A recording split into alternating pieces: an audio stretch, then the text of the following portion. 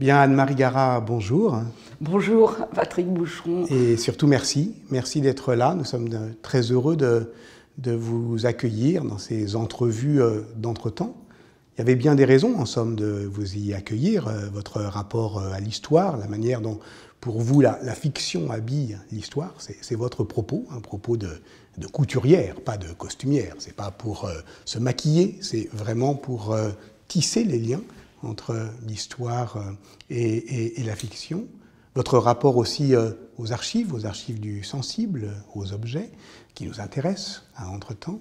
Votre rapport aux images fixes, aux images animées, le cinéma, la photographie. De tout ça, on va parler ensemble. Votre dernier livre porte le nom d'une qualité de colère, et c'est de cette colère dont on pourrait parler aussi, humeur noire. C'est une colère qui peut aussi intéresser les historiennes et les historiens face à quelque chose qui nous choque, qui nous déborde. Et qu'est-ce qu'on fait? Donc là, en l'occurrence, c'est l'histoire d'un cartel offensant, vous allez l'expliquer, ou plutôt négligent, face à la traite des Noirs au musée d'Aquitaine. Vous le voyez. Vous comprenez, en tant que vous êtes écrivaine, et donc les mots sont votre métier, que ça ne va pas, que ce n'est pas comme ça qu'on dit l'histoire. Alors vous écrivez au directeur, et il ne se passe rien.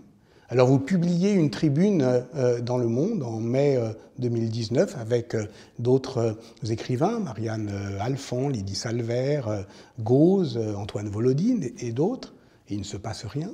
Alors vous imaginez faire une sorte de performance en jetant le cartel à la flotte. Après tout, on peut le faire, ça fait du bien avec certaines statues, mais vous ne le faites pas.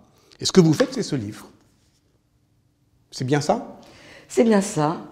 Et je ne sais pas, je l'ai spontanément titré, et un titre, ça n'est pas rien, les mots, ça n'est pas rien, Humeur noire, mais peut-être pas au sens classique, enfin des humeurs de l'Antiquité, mais comme un synonyme de colère, oui, de colère qui est positive. Je voudrais dire que je suis plutôt de bonne humeur, de l'humeur bonne, c'est-à-dire celle qui agit, celle qui met non pas dans la mélancolie ou dans le spleen ou dans le ressentiment, mais plutôt dans l'action et dans la révision et dans la protestation. Et même la colère, elle a cette histoire longue, elle aussi, dont je fais le sujet de mon livre, dont je suis le sujet moi-même, sujet de ma colère.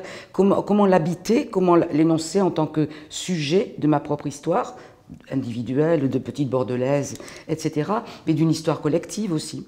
Et donc je pense qu'elle est, et dans l'histoire longue aussi, la colère, le levier des révolutions, des révoltes, des indignations collectives, de l'insurrection, enfin, etc., tout ce que les historiens comme les écrivains décrivent, et que donc c'est une bonne colère. Oui, c'est une bonne colère parce qu'elle est racontée et elle est orientée vers un effort d'attention. Donc vous écrivez qu'enfin je devienne le sujet de ma colère. Donc c'est pas un livre en colère, c'est un livre sur la colère. Sur la colère. D'où elle vient, comment elle naît, comment elle s'exprime. C'est-à-dire en fait d'une conjuration contre l'inattention, contre l'indifférence, contre cette manière de ne pas prendre soin des choses. Il y a un texte de Pierre Bourdieu sur Ponge là-dessus, qui s'appelle Nécessité, et qui dit que la colère, c'est effectivement une disposition contre l'indifférence, contre le fait que, voilà, on ne prend pas soin des choses. De ce point de vue-là, le grand poète de la colère, c'est Ponge ou c'est Pasolini. Et donc là, ce qui vous met en colère, c'est qu'on ne prend pas en considération l'histoire esclavagiste de Bordeaux. Donc vous pouvez peut-être raconter ça? Oui, je voudrais dire aussi que c'est prendre soin, c'est aussi travailler contre la fabrique de l'ignorance, qui a toutes sortes de moyens, à la fois l'indifférence, le déni, l'amnésie construite, l'amnésie construite autant qu'est construite la connaissance.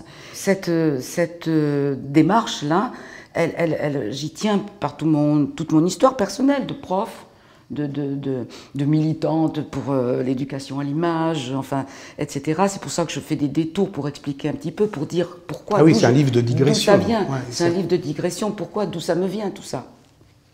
Et donc c'est une espèce de manifeste pour dire l'importance de la transmission de l'éducation, pour réveiller ce rapport à notre mémoire privée, mais à la mémoire collective. Oui. Pour faire attention un peu, faire attention à d'autres vies que les nôtres. Prendre soin. Prendre soin. D'ailleurs, aujourd'hui, le politiquement correct est devenu le lexique du mal absolu en politique, mais enfin quand même en américain on dit uncaring, c'est-à-dire ne pas prendre soin d'eux. Voilà. Et donc, alors disons-le, puisque vous n'avez pas trop envie d'en parler, ce que je comprends bien, enfin c'est un cartel qui présente la traite des Noirs à Bordeaux et qui ne cesse d'euphémiser, c'est-à-dire qui trompe en fait un peu avec les mots. Alors, par ailleurs, il faut dire que la muséographie du musée d'Aquitaine est tout à fait respectable. Voilà. Donc il ne s'agit pas d'attaquer frontalement non seulement un musée, mais l'idée même qu'on puisse mettre une histoire dans un musée. Voilà. C'est même le contexte qui est magnifique, qui rend plus choquant encore que le langage utilisé, la rhétorique utilisée, soit présente là, dans ce contexte-là. Et bien sûr que je ne règle pas des comptes avec le directeur du musée d'Aquitaine, ni avec le musée en général. J'ai une trop grande dette au musée, en réalité.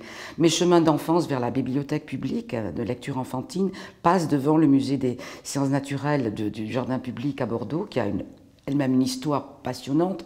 Et donc l'accès au musée est pour moi une des entrées majeures par laquelle j'ai construit mon capital culturel. Et non seulement de manière, disons, intellectuelle, mais aussi émotionnelle, oui. avec l'art, avec la beauté. Bon, donc il ne s'agit pas, j'espère que ça ne peut pas être lu comme ça, que mon livre soit une espèce d'évacuation de l'institution muséale. Non, mais justement, c'est important de le dire aussi ici, si j'ose dire, c'est-à-dire voilà, dans une revue numérique qui s'intéresse au rapport entre histoire et création, parce que les historiennes et les historiens de profession peuvent aujourd'hui avoir un rapport, je dirais, compromis avec l'idée muséale. Là, c'est un beau musée, c'est un musée nécessaire. C'est un très beau musée. Mais simplement, il y a un cartel, on y revient, qui parle non pas de la traite, mais du voyage des Noirs qui seraient venus à Bordeaux suivant leur maître pour parfaire leur formation. Enfin bref, rien ne va. Et qu'il y a un afflux à Bordeaux aussi. Ce mot du présent qui est transporté dans le passé et en fait qui est connoté aujourd'hui de toutes sortes de positions conscientes ou inconscientes vis-à-vis de l'immigration, du grand remplacement, enfin, etc. Ce mot d'afflux, alors que historiquement, du point de vue statistique, il y a au maximum à la fois 300 personnes noires et de couleur présentes à Bordeaux tout au long du XVIIIe siècle, ce qui est, pour une ville de 100 000 habitants, ce qui n'est pas proprement un afflux, avec tout ce que la métaphore du mot entend. Donc, rien que des mots comme cela, l'air de rien, de manière subreptice, ils introduisent une lecture faussée, une lecture biaisée du réel, de la rigueur de ce que l'historien nous désigne. Et donc c'est choquant parce que la mission du musée, c'est une haute et noble mission autant que celle de l'école, que d'instruire, que de sensibiliser, que de transmettre. Et donc tout est parti de là. Oui, tout est parti de là. Un chipotage sur les mots, en effet. Oui, mais justement, ce qui nous intéresse, au fond, c'est qu'est-ce qu'on fait de cette colère? Qu'est-ce qu'on fait, même si elle est justifiée, de cette indignation?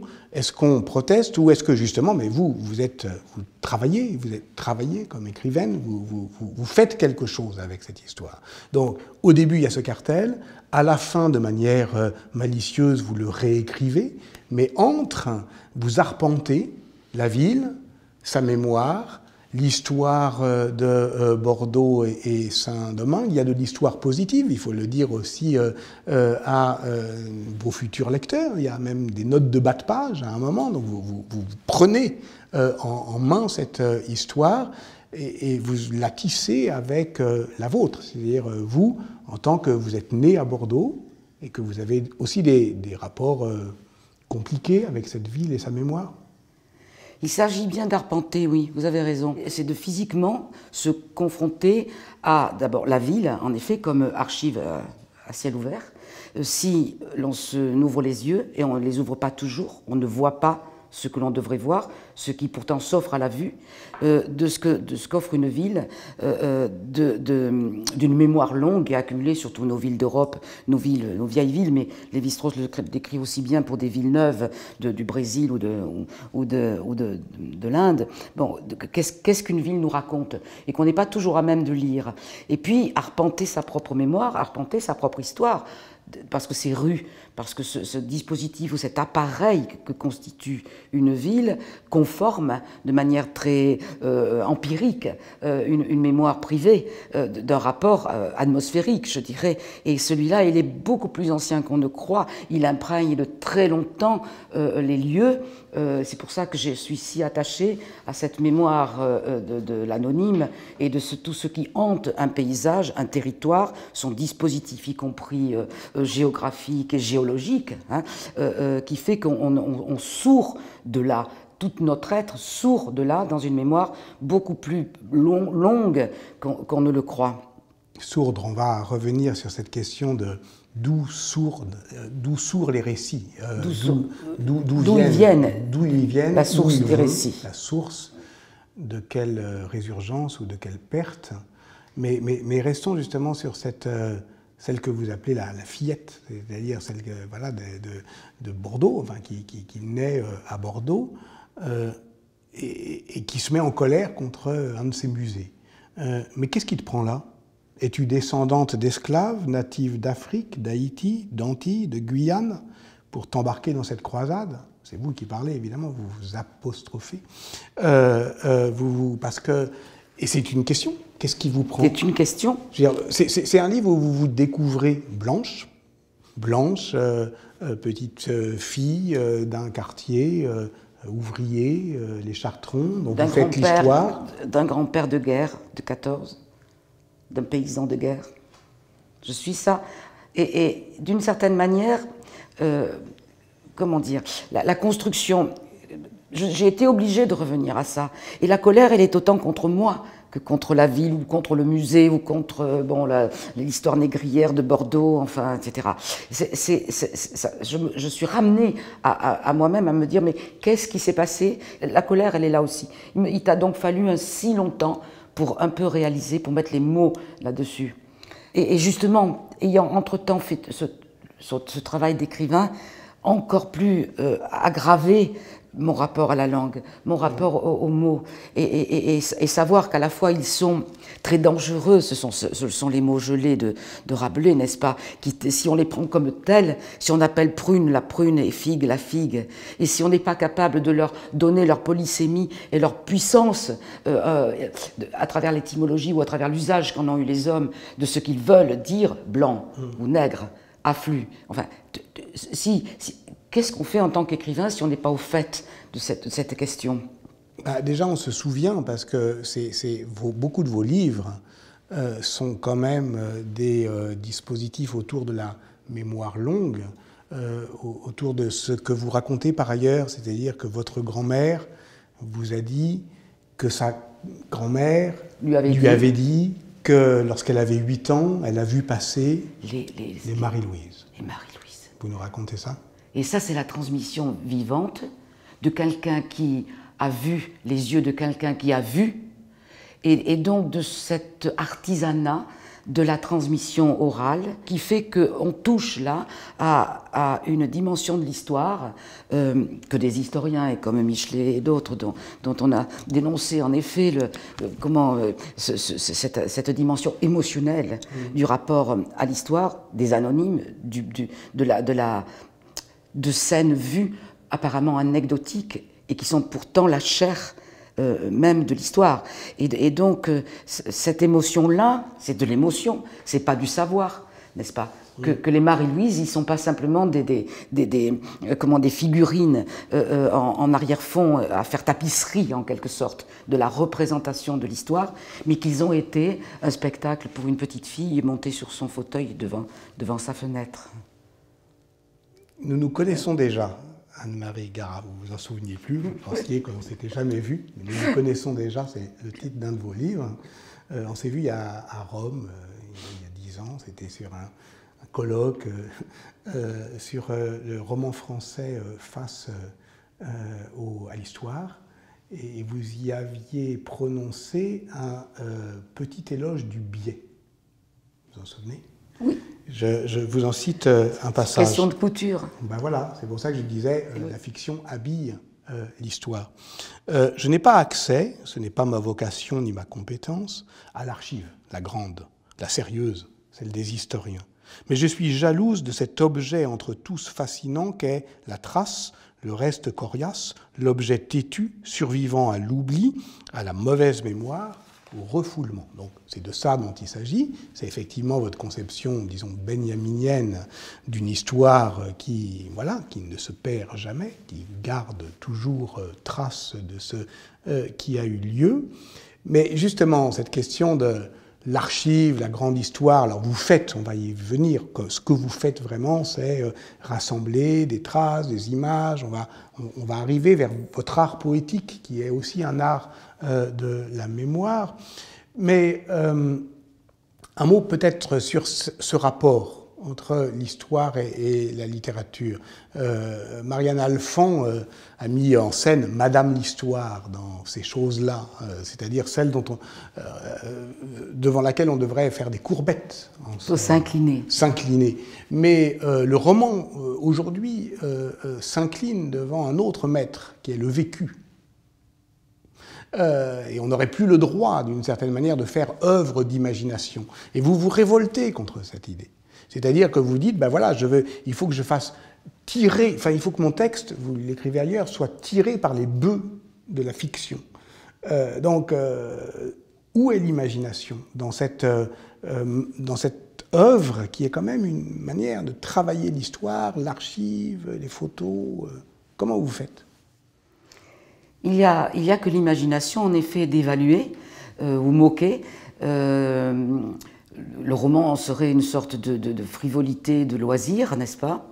Alors qu'elle est une des modalités d'être au monde, par l'expérience de pensée, justement, de l'invécu, de l'impensé, et qui, par la puissance des mots, la puissance poétique des mots, peut faire exister en langage, purement en langage, dans une opération de langage que le lecteur expérimente, qui est d'ailleurs une des plus fabuleuses inventions de l'humanité, celle que vous décriviez de Saint-Augustin regardant Saint-Ambroise plongé en lecture.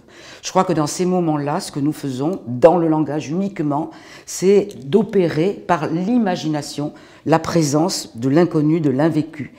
Et donc tout ça est contradictoire, totalement à l'opposé, aux antipodes du vécu, du présent, du présentisme, n'est-ce pas? Et donc il me semble que l'écrivain, il a à faire ce travail qui va restituer, non pas une vérité, mais une véracité du passé, des choses déposées, oubliées et quelquefois totalement effacées, les ressusciter, faire que les cendres du passé redeviennent brûlantes, redeviennent vivantes. Vous voyez, quand Giono, dans Désastre de Pavie, le désastre de Pavie, arpente en effet le territoire, les trois peupliers comme des lances de Uccello, la colline, la boue, comme pour Machiavel d'ailleurs, dont il vient d'écrire la préface pour la Pléiade, la boue compte la colline, le pont, etc. C'est-à-dire cette présence physique, sensorielle, corporelle, du milieu, de tout ce qui est de manière apparemment anecdotique, présent dans le passé comme dans l'immédiat, ici maintenant, nous permet de nous relier à cette continuité du temps, à cette temporalité longue. Et donc, je pense que l'écrivain est à même d'apporter cette dimension-là quand il écrit, qu'il le sache ou non, à son insu ou non, si son travail n'est pas habité par ce souci-là, eh bien, ce ne sont que tapisseries, justement, que faire tapisserie ou faire atmosphère, comme le disait Jouvet et Arletty, est-ce que j'ai une gueule d'atmosphère? Faire atmosphère, n'est-ce pas? C'est ça que font les personnages de romans inconsistants, c'est quand l'écrivain ne les a pas chargés de transmettre cette présence au monde. Oui. Cette question, au fond, d'où viennent les récits et où vont les histoires une fois qu'elles ont été racontées, c'est une question qui est quand même une des des sources, justement. La source. De votre œuvre. Donc, il y a la source. Dans la source, c'est l'histoire d'une sociologue, en fait, c'est ça Oui, elle est le prof de sociologie, on peut dire. Voilà. On peut dire. Mais qui passe, du point de vue narratif, la parole, si j'ose dire, à une récitante. C'est comme ça qu'elle s'appelle. C'est une récitante. Lottie, une vieille femme, qui dit « Ne me croyez pas, je ne suis que la récitante ». Elle va essayer de reculer vers la source, mot d'historien, c'est-à-dire le lieu d'où, sourdent les histoires, mais qui est un lieu de la perte aussi, au sens géologique. Et des pertes fossiles, voilà. Géologiques. Et évidemment, elle recule, la source recule aussi, et c'est comme l'origine du monde. C'est ce que Courbet nous montre. C'est la même chose. L'origine du monde et les sources de la Loue, c'est la même chose. Et ce vers quoi remonte Lottie, c'est le voyage impossible. C'est-à-dire qu'une fois qu'on l'a atteint, on n'y voit rien, on ne sait pas d'où ça vient. Et c'est la même chose pour la transmission orale, mais peut-être même écrite, des modifications, des copistes, des interprétations, etc. Et c'est la magnifique énigme de l'humanité, n'est-ce pas, que de se construire comme animaux de récit, d'être capable de donner forme à ce qui vient, à ce qui sourd de si loin et qui est introuvable. Pour moi, c'est une poétique, c'est vrai, mais en même temps, je pense que c'est notre pratique, que c'est une pratique du présent aussi, que nous devrions tout savoir, être au fait de cette question fondamentale, à la fois de la fiction et de l'histoire, de la littérature et de l'histoire. Nous avons si peu de traces, enfin, à proportion, elles sont c'est une énorme masse, un continent, la trace, n'est-ce pas? Mais pour l'interroger, être armé de cette idée que nous passons nos vies, nous nous épuisons à remonter à la source. Oui. Et c'est pour cela qu'on ne cesse de raconter des histoires, cet art du racontage. Du racontage et du conte. Parler, du conte et du comptage. De compter, et compter au sens de la comptabilité et du racontage. Vous le pratiquez, vous le racontez dans Humeur noire, vous l'avez même théorisé dans un livre qui s'appelle Fin de loup, où vous faites une longue analyse du conte du Chaperon de Perrault. Rouge. Oui.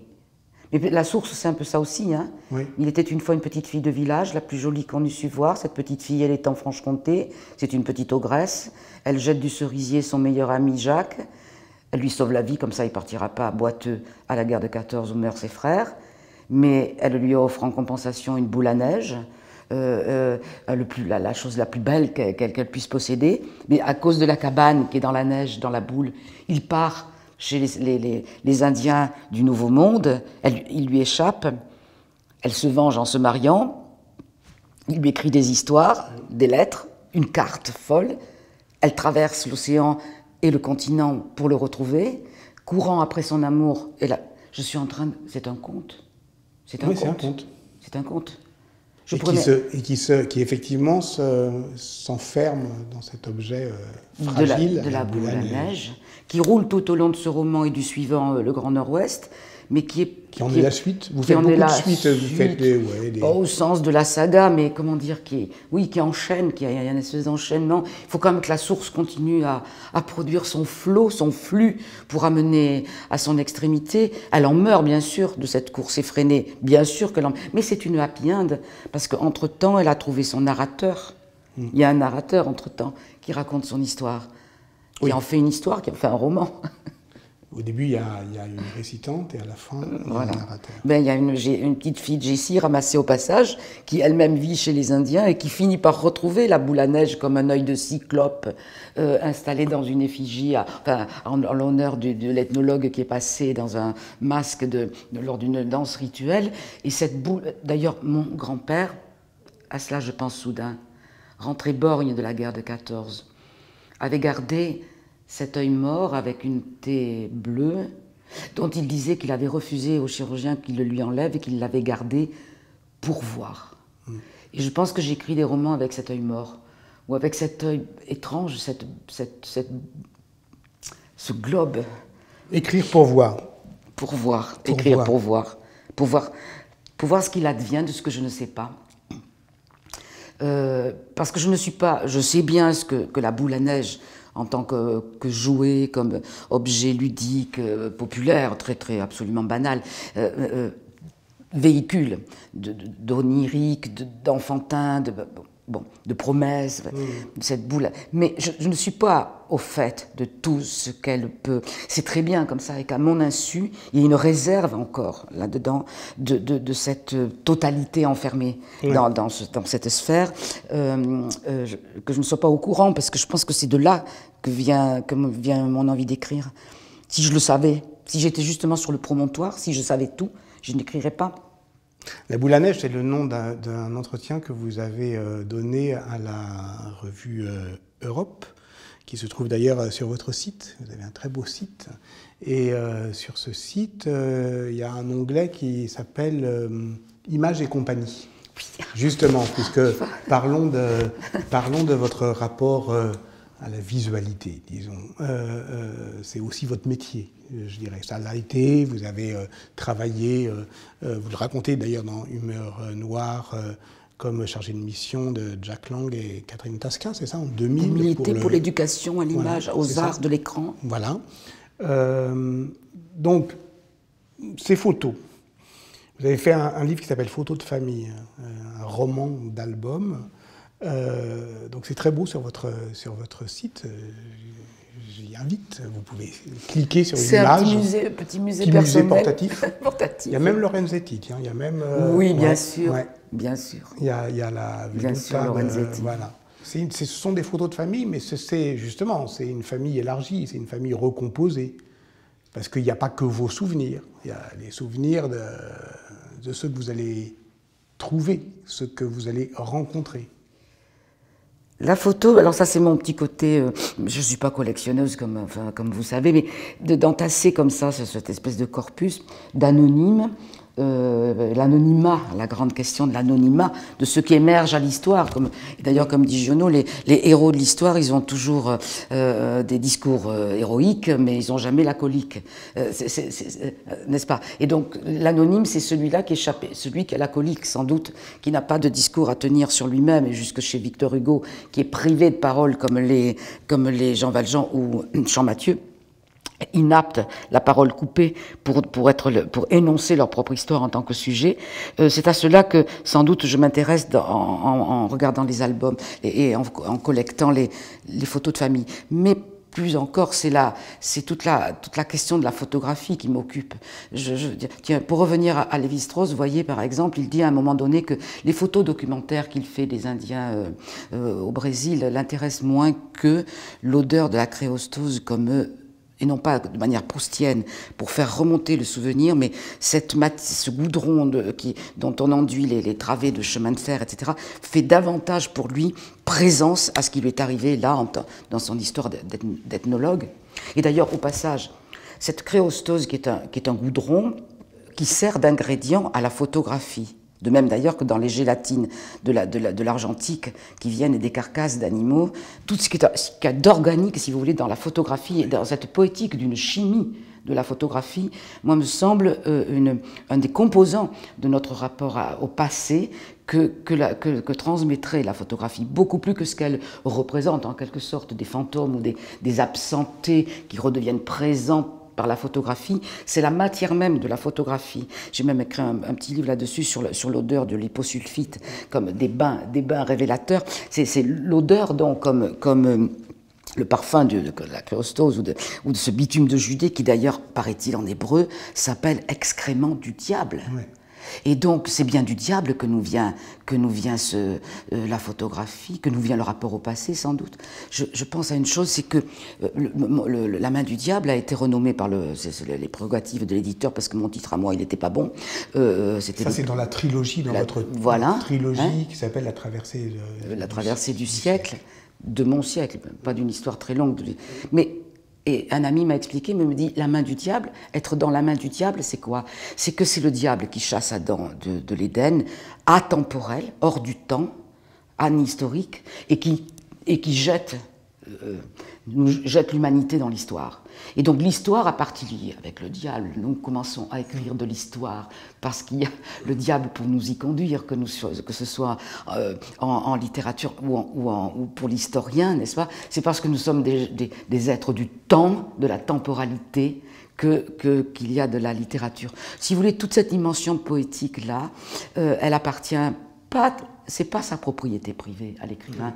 Il me semble que l'historien est de plein pied avec ces questions-là. Dès qu'il dépasse tout ce qui est factuel, tout ce qui est bien sûr dans la rigueur scientifique, de l'approche des traces, voilà, et qu'il commence à travailler sur l'aura, c'est-à-dire qu'est-ce qui, dans la construction de la mémoire longue, transforme et colore ou décolore ce qui a eu lieu, il est lui-même s'empare de cette dimension-là poétique et presque sacrée, qu'il y a d'une dimension sacrée, je crois, oui, c'est cette question du désastre, d'avoir oublié qu'il y a les astres. Mais j'ai parlé de visualité, j'ai eu tort, parce que finalement c'est un peu abstrait.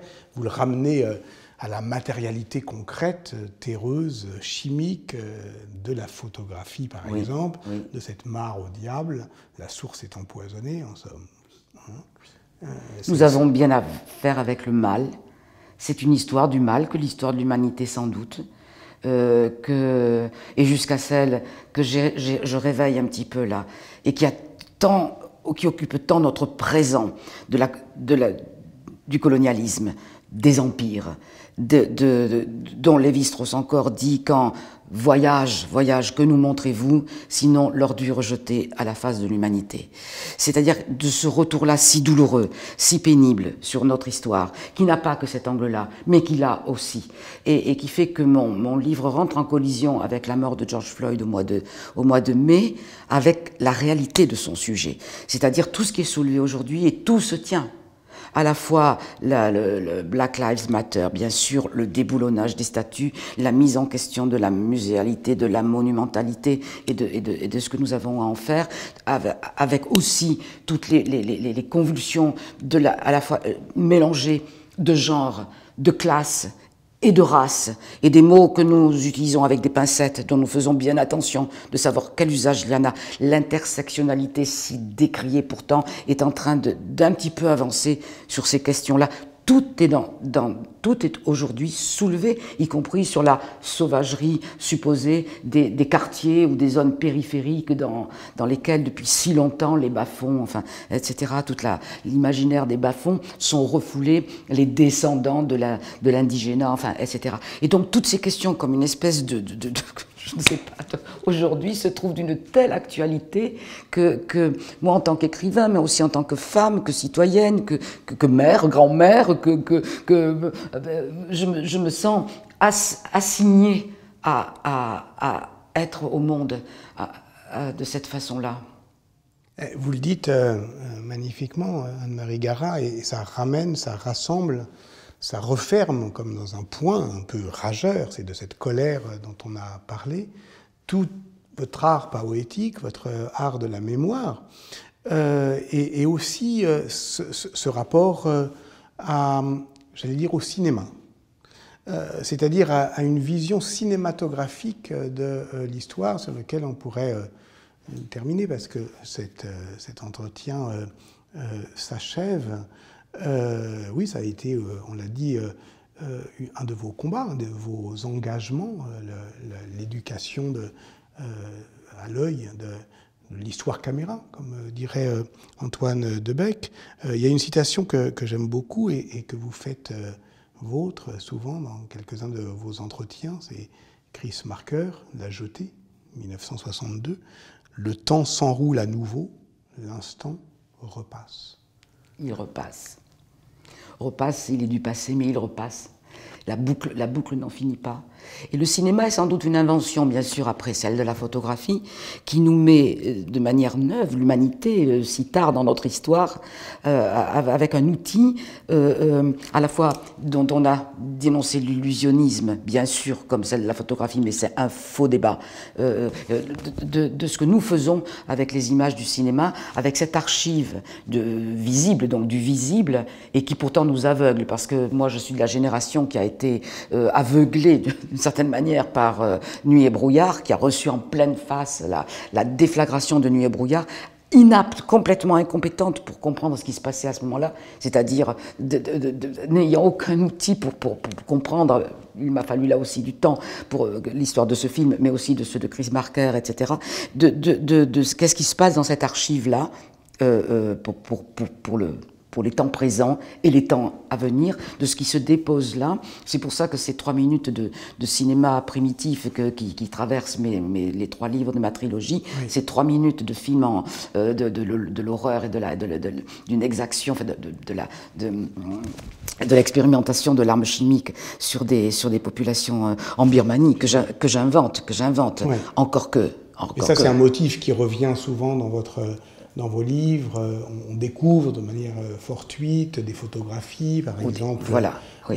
Dont nous connaissons déjà, ce sont des photographies de la guerre d'Espagne. En elles-mêmes, elles ne nous enseignent pas. C'est notre rapport à ces images-là qui commence à nous interroger sur ce que détient cette capacité du cinéma ou de la photographie d'archiver, de servir d'archive. Mais ce n'est pas une preuve, un duplicata du réel comme on l'a cru ou comme dès l'invention de la photographie, on le croit, n'est-ce pas? C'est une interprétation, c'est une figuration, c'est et au même titre que l'art ou que le roman ou que toutes les autres moyens que nous avons de représenter, c'est une représentation devant laquelle nous sommes là aussi obligés de les interroger de manière historique et oui. Non pas dans un présent sans ce dépôt profond d'histoire, et même ce feuilleté si mince de la photo nous le ferait croire qu'il y a là simplement une espèce de miroir dans l'immédiat. En réalité, il y a un feuilleté profond de l'histoire dans la photographie comme dans le cinéma. Et c'est là où il me semble que votre manière d'écrire se sépare, disons, d'une facilité de la littérature contemporaine qui consiste à faire des effets d'archives, c'est-à-dire prendre voilà, une quête, un témoignage, un récit, une photo, un film, et faire monter la sauce fictionnelle, parce qu'il y a un moment où vous vous posez la question mais comment justement, comment va s'enrouler le temps, comment le passé, comment l'instant repasse. Comment l'instant repasse. Comment l'instant repasse et comment j'écris tout ça. Je sais pas, il y a un petit livre sur lequel que j'aime bien, beaucoup de vous, puisque vous en avez écrit tant, mais voilà, peut-être pourrait commencer par La Rotonde, 2004. J'aime beaucoup ce livre qui commence comme ça. Tandis que je naissais, mon père tira soudain un coup de fusil à bout portant sur la jeune sœur de ma mère. Et ce petit récit essaye de prendre de vitesse cette balle qui va atteindre son but funeste. Et donc, comme son nom l'indique, vous y tentez une écriture panoramique, une sorte de grand panorama de l'histoire, du cinéma, de l'écriture. C'est ça votre visée ultime, Anne-Marie Garat? C'est un petit texte, je ne sais pas très bien d'où il est sorti, d'un rêve, je crois, peut-être, d'un vrai rêve, hein, ou d'un rêve éveillé, ou d'un rêve endormi. En tout cas, de cette totalité dans laquelle rien n'est possible, puisque je n'ai pas le temps. J'ai pas le temps d'écrire un roman. Il y a tout un roman, il y a 1000 romans, et en réalité, il se passe rien ou si peu. C'est la trajectoire, la balistique d'une balle de fusil, mais aussi bien du fusil photographique lancé à l'autre bout. Mais qu'est-ce que c'est que l'autre bout du paysage, du panoramique? S'il existe, il est à 360 degrés, comme dans les vrais panoramas. Et donc, je ne sais pas ce que j'ai écrit là, mais qui est une énigme et qui le reste, et tant mieux, parce que comme ça, c'est une matière qui fermente et qui continue, qui fait qu'il faut que demain j'écrive un autre livre parce que je n'ai pas achevé et que ça ne s'achèvera pas, n'est-ce pas? Oui. Il n'y aura pas de fin. Il n'y aura pas de fin. Et en tout cas, dans la rotonde, par définition, il n'y a pas de fin. Il n'y a pas de fin, comme dans une boule et à nous neige. Recommençons et le temps repasse. Et la boucle du temps repasse, mais c'est le magnifique cadeau de l'existence que d'avoir à rejouer sans cesse, de faire repasser le temps. Arpenter, raconter, rencontrer. Tous vos livres sont des livres de rencontres. Et voilà, je voulais vous remercier pour ça aussi, Anne-Marie Garat. Nous sommes privés de rencontres, malheureusement, en ce moment. Mais en voilà une. En voilà une. Et merci de nous avoir rendu visite. Merci à vous.